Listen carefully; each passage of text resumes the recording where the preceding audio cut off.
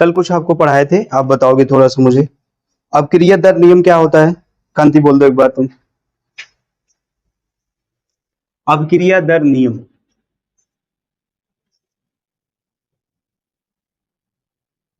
देर होगा तुम लोग जिम्मेदार होगे। देर होगा तुम लोग जिम्मेदार। हाँ केमिस्ट्री। केमिस्ट्री में पढ़ो। अब क्रिया दर, आयुष बता दो भैया, अब क्रिया दर क्या होती है? आया दर दर समीकरण क्या होता है?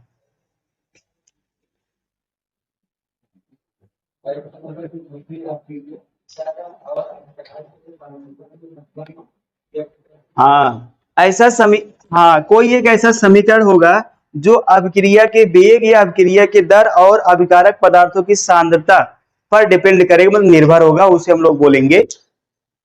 आज हम लोग बनाते हैं अभिक्रिया का वेग स्थिरांक। वेग स्थिरांक, ठीक है, इसको बोलते हैं रेट कांस्टेंट।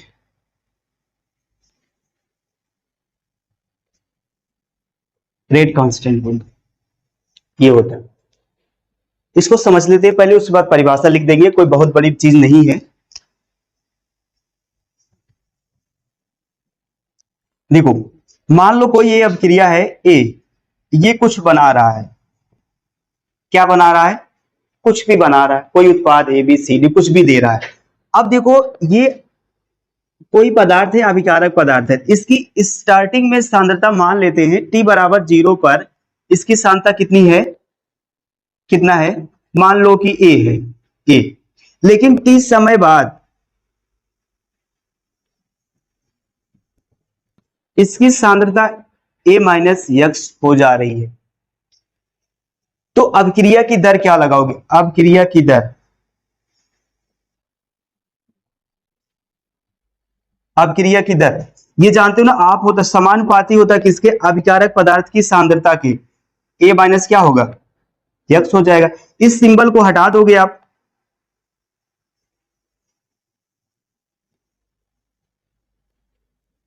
बराबर क्या आएगा? कैपिटल के, और ये हो जाएगा ए माइनस यक्स हो जाएगा। ठीक, अब हमें क्या करना है, इसी को, ये देखो, ये इसी के की परिभाषा देना है। लिख दो, जहां जहां कैपिटल के क्या है? एक स्थिरांक है, स्थिरांक है जिसे क्या कहते हैं? अभिक्रिया का वेग स्थिरांक कहते हैं, जिसे वेग स्थिरांक कहते हैं। ठीक है, वेग स्थिरांक। अच्छा अब देखो, यदि मान लो, यदि यदि ए माइनस एक्स बराबर मान लो हो जाए 1 मोल प्रति लीटर, मोल प्रति लीटर, तो यहां जहां ए माइनस एक्स वहां क्या रखोगे? ये हो जाएगा अभिक्रिया की दर। अच्छा, इसमें के से, के में 1 से गुणा कराओ, कितना होगा? कैपिटल के हो जाएगा। अब आप देखो, यहां पर जो वेग स्थिरांक है वही अभिक्रिया की, कब? जब आपकी ए माइनस एक्स बराबर 1 हो जाएगा। यही इतने से बोल भी दो सर कि अगर अभिकारक पदार्थ की सांद्रता 1 मोल प्रति लीटर हो जाए तो जो अभिक्रिया की दर होती है वही अभिक्रिया की क्या है? अभिक्रिया का वेग भी होए। इसे समझोगे? किसी, यदि अभिकारक पदार्थ की सांद्रता 1 मोल प्रति लीटर हो तो अभिक्रिया की दर, अभिक्रिया का वेग स्थिरांक कहलाता है। समझे नहीं समझे? लिख दो, यही लिख दो, यदि यदि अभिकारक पदार्थ की सांद्रता, सांद्रता 1 मोल प्रति लीटर हो तो अभिक्रिया का, अभिक्रिया की दर, अभिक्रिया की दर अभिक्रिया का वेग स्थिरांक कहलाता है।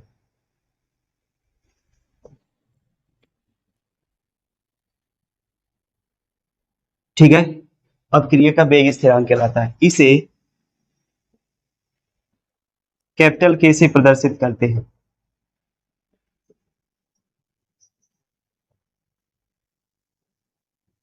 प्रदर्शित करते हैं।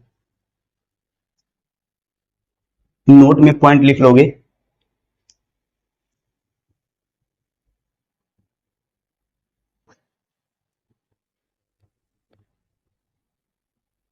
इसका मात्रक, इसका मात्रक विभिन्न कोटि की अभिक्रियाओं के लिए, अभिक्रियाओं के लिए भिन्न भिन्न होता है। ठीक है, ये बहुत इंपॉर्टेंट लाइन है, इसको लिखिएगा और यहां से अर्थात करके लिख लो। ये जहां से हम लोग परिभाषा दिए हैं, कोई अभिक्रिया है,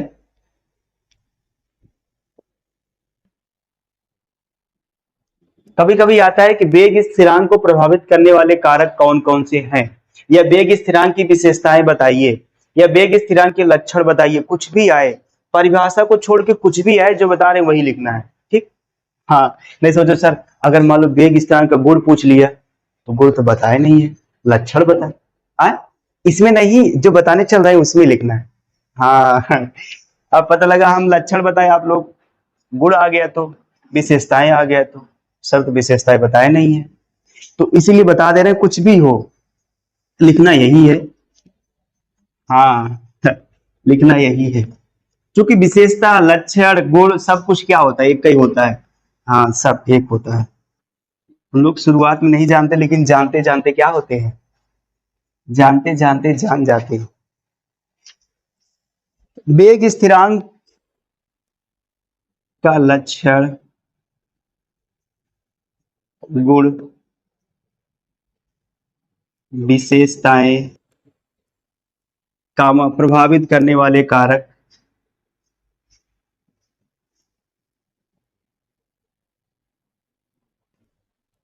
कारक। अच्छा कभी मान लो ऐसा कोई कारक, कोई ऐसी राशि आ जाए जिसमें दे दिया जाए इसको प्रभावित करने वाले कारक कौन कौन से हैं। अगर केमिस्ट्री में आता है ताप दाब सांद्रता, याद रखिएगा ये लगभग सब में रहता है और सब जगह रहता है।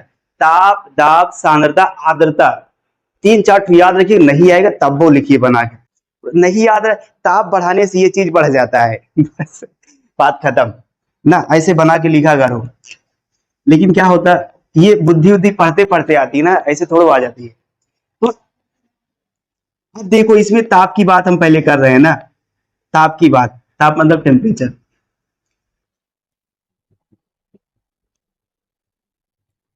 लिख दी, वैसे लिखो क्या,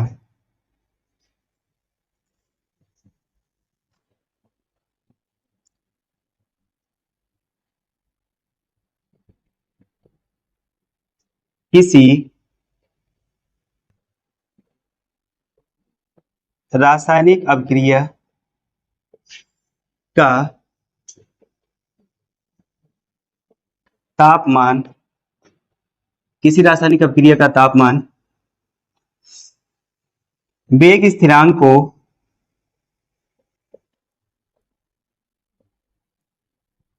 वेग स्थिरांक को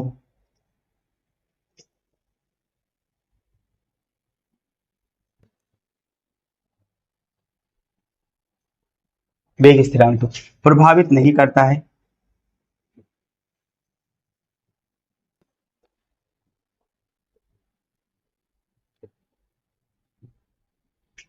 अर्थात स्थिर ताप पर,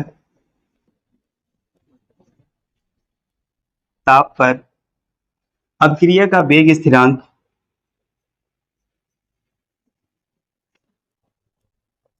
वेग स्थिरांक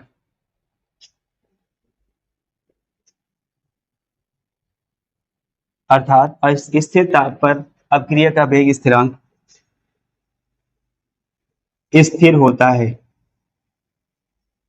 स्थिर होता है तथा,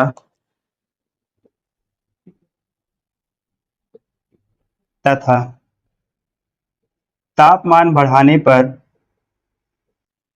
पर अपक्रिया का वेग स्थिरांक भी बढ़ता है।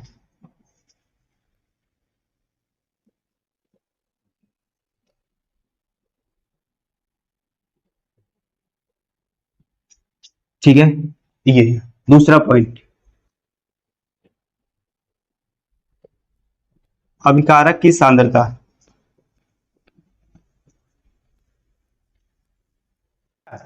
यहां पर लिखोगे अभिकारक पदार्थ की की सांद्रता अभिकारक पदार्थ की सांद्रता वेग स्थिरांक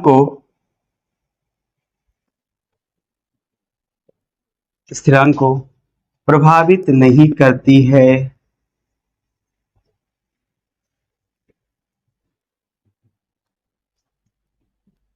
मतलब स्थिर होता है। तीसरा पॉइंट है इसमें कि अगर कोटि वाला है ना, क्रिया विशिष्टता ये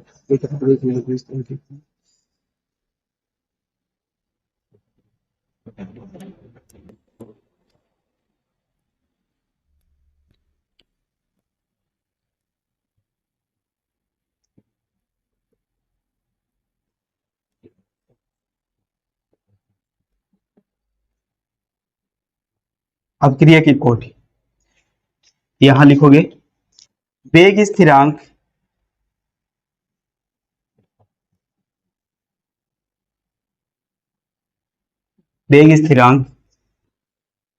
का मान या का मात्रक, वेग स्थिरांक का मात्रक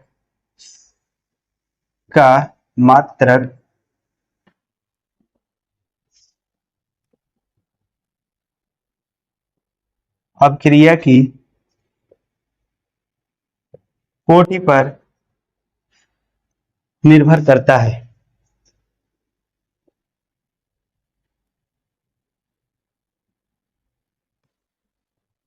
ये 3 पॉइंट है। वेग स्थिरांक का मात्रक जो होता है अपक्रिया की कोटि पर निर्भर करता है। अपक्रिया की कहां निर्भर करता है? कोटि पर। लिख लिए। देखो थोड़ा पॉइंट यहां समझ लेना। ये बातें आप चाहो तो कट कर सकते हो, कोई इशू नहीं है इतनी बात, ठीक है। ये देखो स्थिर ताप पर अपक्रिया का जो वेग स्थिरांक होता है ना वो भी स्थिर होता है। अगर तापमान नियत है ना तो अपक्रिया का वेग स्थिरांक भी नियत होगा। मींस अगर जैसे मान लो अपक्रिया 25 डिग्री सेल्सियस पर हो रही है तो इस के का मान भी कितना होगा? 25 डिग्री सेल्सियस। जैसे इसका ताप इंक्रीज करोगे इस के का मान भी क्या होगा? बढ़ जाएगा। अगर तापमान बढ़ाओगे ना, तापमान बढ़ाने पर अपक्रिया का वेग स्थिरांक भी क्या होता है? बढ़ता है। दूसरा सांद्रता, देखो सांद्रता अभिकारक पदार्थ की जो सांद्रता होती है वेग स्थिरांक को प्रभावित नहीं करती है। तो अपक्रिया की कोटि हम लोग आगे बताएंगे जो कि बड़ा इंपॉर्टेंट है। हर साल हर एग्जाम में 2 या 3 क्वेश्चन यहां से आता है, पक्का कंफर्म आता है, ठीक है। अब वेग स्थिरांक जो होता है का मात्रक जो होता है ना अपक्रिया की कोटि पर निर्भर करता है। कोटि का मतलब क्या होता है? पावर। कोटि का मतलब क्या होता है? ये विधायक और सांसद वाला पावर ना, घात वाला पावर घात वाला पावर ऐसा, ठीक है। तो इतना पढ़िएगा। आई होप इतनी बातें समझ में आई होगी। मिलते हैं नेक्स्ट वीडियो में, तब तक लिए